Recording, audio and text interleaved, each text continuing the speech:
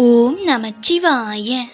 என் செல்ல குழந்தையே, உன் வாழ்க்கையில் முதல் பாதியை அழுது தீர்த்து விட்டாய். நீ அழுத காலங்கள் முடிந்து போயின. உன் கர்மாக்கள் எல்லாம் முடிந்து போயின. இன்று முதலே உன் வாழ்வின் இரண்டாம் பாதையில் அடியெடுத்து வைப்பாய். உன் நற்குணங்களுக்கும் உன் நல்ல மனங்களுக்கும் பரிசாக உன் வாழ்வின் இரண்டாம் பாதை கோலாகலமாக அமையும். நீ இப்பொழுது படும் கஷ்டங்களுக்கும் துன்பங்களுக்கும் மனபாரங்களுக்கும் மன உளைச்சலுக்கும் பரிசாக சந்தோஷ கடலில் ஆர்ப்பரிக்க போகிறாய். உன் வாழ்வில் இரண்டாம் பாதி என்பது நீ நினைத்ததெல்லாம் நடக்கும். நீ தொட்டதெல்லாம் துலங்கும். உன் வாழ்க்கையில் மகிழ்ச்சி என்ற ஒன்றை நிரந்தரமாக காண்பாய். முதல் பாதியில் உடலில் வலுவும் மனதில் தெம்பும் இருக்கும் பொழுது செய்யும் அத்தனை தவறுகளுக்கும் இரண்டாம் பாதியில் பதில் கூறியே ஆக வேண்டும். உடல் பலமற்று மன உறுதி இழந்து தள்ளாடி நிற்கும் பொழுது உன் கர்மாக்கள் வேலை செய்ய ஆரம்பிக்கும். ஒன்றை புரிந்து கொள், கெட்டவர்கள் எப்பொழுதும் எங்கேயும் நன்றாக வாழ்ந்துவிட முடியாது. விதைத்தவன் வினையை அறுத்தே ஆக வேண்டும். அதே போன்று நல்லவர்கள் துன்பங்களை அனுபவித்து கொண்டே இருக்க வேண்டிய அவசியமில்லை. அவர்களை காண காலம் வரும்பொழுது இறைவன் அவர்களை அரியணையில் அமர்த்தி அழகு பார்ப்பான். நீ இப்பொழுது உன் வாழ்வின் முதல் பாதியை நேர்மையாக கடந்து கொண்டிருக்கிறாய். யாருக்கும் எந்த தீங்கும் செய்யாமல், மனதளவில் கூட எந்த தவறும் நினைக்காமல், ஏமாற்றாமல், துரோகம் இழைக்காமல், நேர்மையாகவும் அன்பாகவும் இருந்து கொண்டிருக்கிறாய். அதனால்தான் செல்லமே இத்தனை கஷ்டங்களையும் அனுபவித்து கொண்டும் இருக்கிறாய். இப்பொழுது உன் கர்மாக்கள் உச்சம் அடைந்துள்ளது. அதனால்தான் தாங்க முடியாமல் தவித்து கொண்டிருக்கிறாய். ஆனால் உச்சத்தை அடைந்தால் தானே ஒரு முடிவுக்கு வர முடியும்.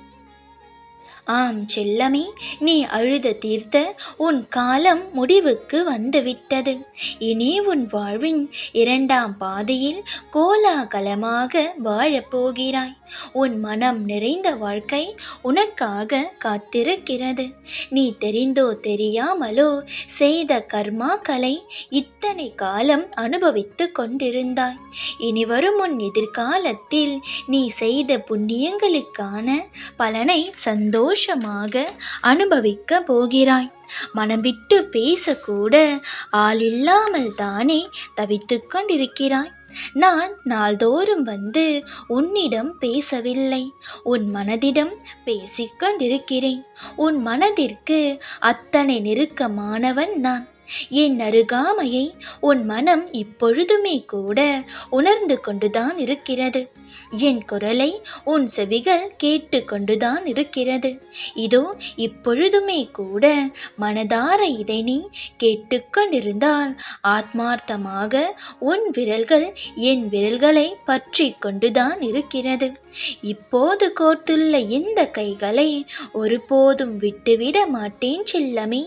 உன்னோடும் உன் மனதோடும் நான் சொல்ல வேண்டிய விஷயங்கள் சில உள்ளன.